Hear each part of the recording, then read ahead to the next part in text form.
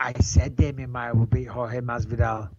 Yeah, and we fucking won, and that was the scariest one. I mean, here's the funny part, right? That was the one that was probably the most close, where I was a little bit worried because I knew Joanna was going to do it. I was so confident that Stipe was going to win this fight, and we're going to get into all this in just a second.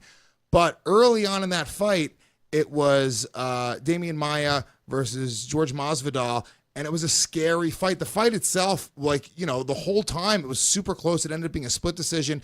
But once that was out of the way, I knew Joanna was going to do it. I knew Stipe was going to do it, and I put 150. I believe you put 150 as well. Profited $700 by hitting that parlay. That's the way you got to bet, dude. Hey, listen, and if people listen to what we say on this podcast, and they go to mybookie.ag, and they use the promo code BELIEVE, and you use what we say, you could have just won $700. Easily. You know what I mean, Lewis? Not only are we providing entertainment, we're providing jokes, we're providing an insight into the MMA world, the stand-up comedy world, and the world of traveling and living out of a suitcase and getting your laundry done. We're also making people money. I feel like we may be investigated by some kind of gaming authority if we continue like this. Probably. There's a good chance that it's, you know how in Vegas they kick you out if you're a card counter? So that's what's going to happen. One day we're going to get knocks on our doors. It's going to be but hold on. This guy's telling everyone who to book on. He's the middleweight champion of the world. Yeah. And he's in cahoots with mybookie.ag. There's something wrong with this. I'll tell you what I did see from the fights at the weekend. I saw online the highlights. Stipe Miocic knocking out Junior dos Santos. Man, Junior dos Santos, what is the heavyweight division going to do against that guy? Because he is just destroying people these days. The guy's looking unbelievable. You know what? Here's the thing, right? And it's incredible to watch him. And this was the fight where I was like, holy shit, Stipe is a monster. I don't know who's beating him. Obviously, they have to do Cain versus Stipe. You know, Cain's a bad motherfucker, so I can't. Yep. I will never bet against Cain Velasquez. It's like Frankie Edgar. We said last week, never bet against Frankie. I can never bet against Cain, but Stipe, what he's doing, and I think it's very few fighters fight this way. He's fighting to put the other guy out. Like he walked forward and he was like, I'm just gonna fucking knock this guy out. I'm not trying to do it pretty. I'm not trying to use any beautiful, crazy form. I'm just trying to punch a hole through this guy's head. And that's the way he's been winning fights lately. And it was pretty incredible, man. I mean, look, JDS is awesome and he's a great fighter and I love him. I'm a huge fan of his. But to watch Stipe walk through him like that, it was a different fighter. Stipe, the first time he fought him, he tried to outbox JDS. This time he was like, fuck this, dude. It's almost like he threw his beer bottle down and just started punching a guy in the face.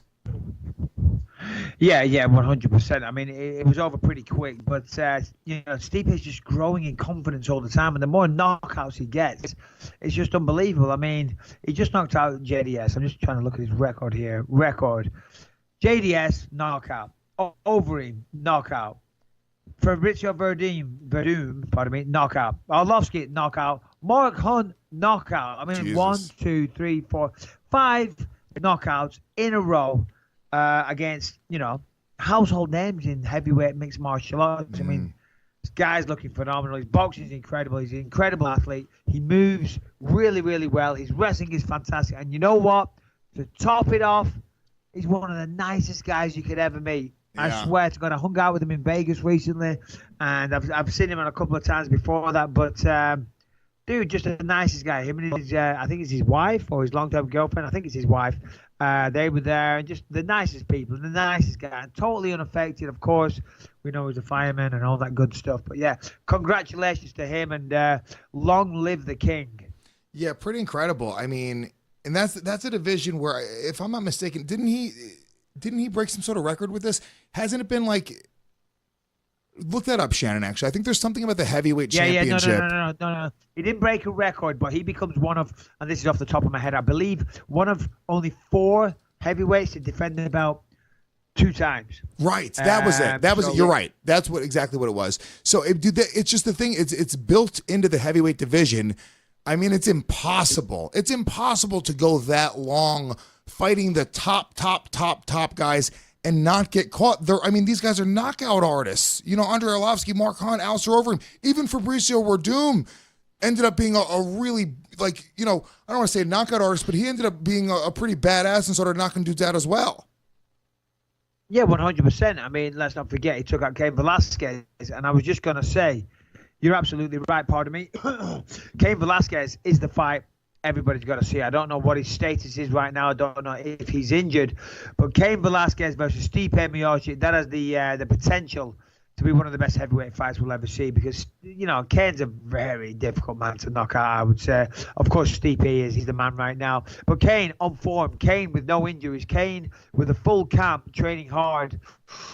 Man, I mean, listen, I'll never go against the champ. I would be rooting for Stipe, but that would be one of the biggest heavyweight title fights that there would have been in a very, very long time, I would say.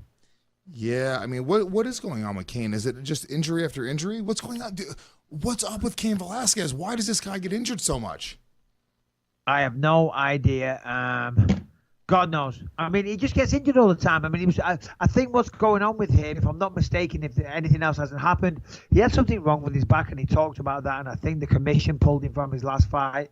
And I think he's kind of gone a bit quiet since then. I'm not sure. Don't quote me on that. I mean, if you Google him right now, you might find something. But I think he's recovering from a back injury, and maybe we'll see him soon. But it's kind of a shame, because that guy, I remember seeing him knock out Nogueira in Australia years ago, and I just thought, whoa, holy shit, look at what he just did.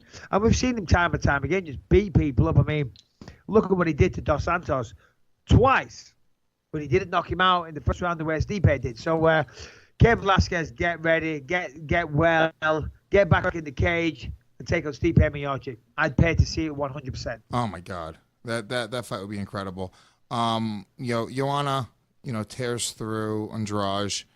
Once again, did he just tear through it? Because I didn't see it. I'm not going to pretend. Did he just completely shut her out? I saw that the scores were like, completely one-sided. Yeah, completely one-sided. I mean, I guess, early in the fight, Andrade had a couple big shots. She was throwing, big bombs at her and trying to land something big. She didn't really hurt her that bad with anything crazy.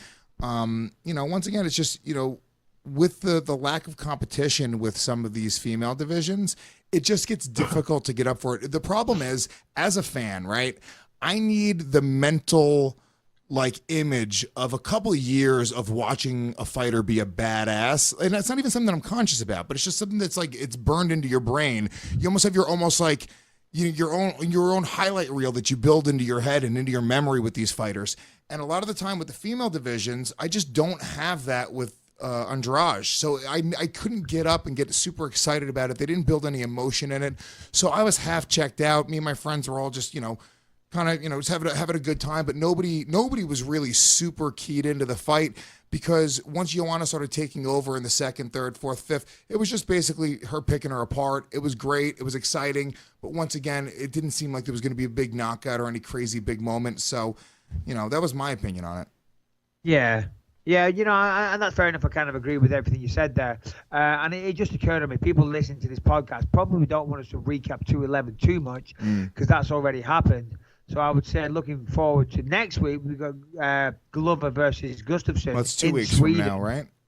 Pardon me? That's 2 weeks from now. That's Oh, it's 2 weeks from now. Well, shut the fuck up, Bisping. I don't even know what I'm talking about. I don't even know what time zone I'm in.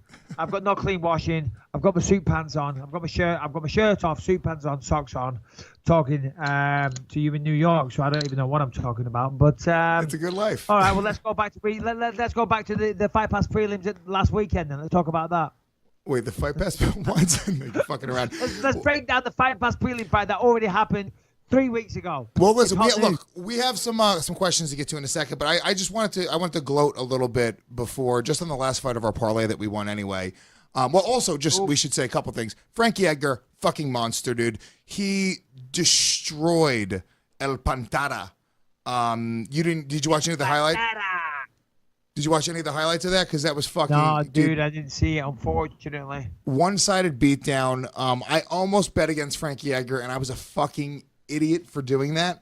I'm glad I didn't. But Frankie Edgar, monster. I told you not to. Yeah, had a really sad moment. After the fight, he dedicated the fight to Nick Catone. I guess Nick Catone lost his son to some 2-year-old baby. I don't even know if any details have really come out about what happened specifically, but I think it was very sudden, overnight.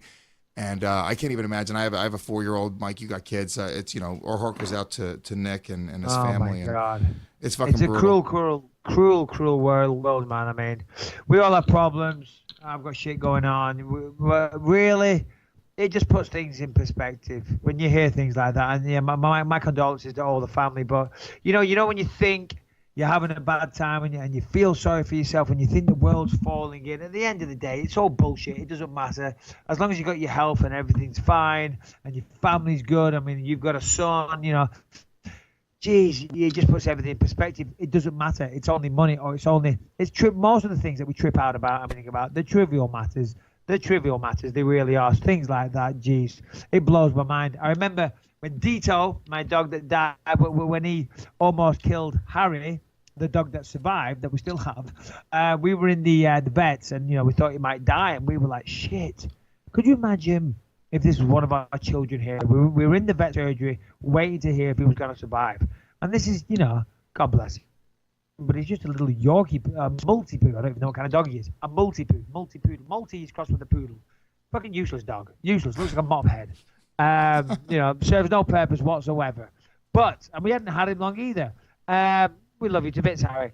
But, we were beside ourselves. But we're thinking,